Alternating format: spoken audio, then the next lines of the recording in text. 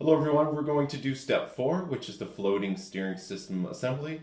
I'm going to use the floating steering system for a couple of my practice runs to see how the car handles, but eventually I will switch over to the directly mounted steering system because that seems to be the way to go for most race conditions. So I'm on the build for the steering system here, and as you can see, I've already built the actual bracing mounting setup here. Now, when it comes to assembling the actual servo mount extension plate, put the actual servo mount standoff and the plate on a flat surface, and then tighten them so they're nice and square with each other, and then simply slide on the carbon fiber extension piece and then just bolt that down.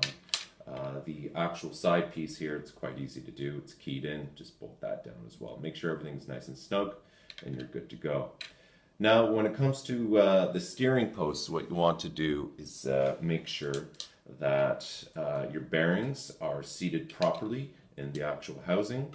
I found that a couple of the bearings weren't seated properly, so if you have a flat piece of glass, just simply push down on the bearings just to make sure that they're seated in nicely. Now, I got a tip from Lucas Urbane about gluing the bearings in, and what this does is it provides a more secure surface, and I guess it reduces the slop. I wouldn't do that for the floating steering system. I would just leave it the way it is. But for the directly mounted setup, I would probably do that, and I will do that actually. And so yeah, CA the bearings in, and if they get notchy or they are degrading, what you can do is just bust them out, and you'll be good to go. So here's one little tip that they don't really mention that in the manual is using this shim. You need to place the shim on here. Then you want to then place the actual steering arm on top, like so. And what that does is that takes out any of the slop.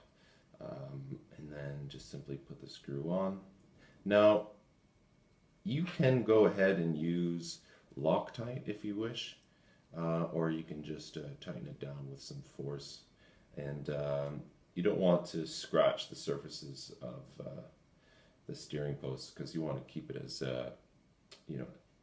nice as possible. So use like shock pliers, or if you have to use pliers, wrap some paper towel around the actual pliers so they don't scratch the surface.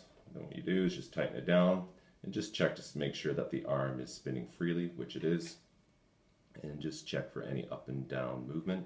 There's no slop whatsoever, and then you're good to go. And then the next step is simply mounting this steering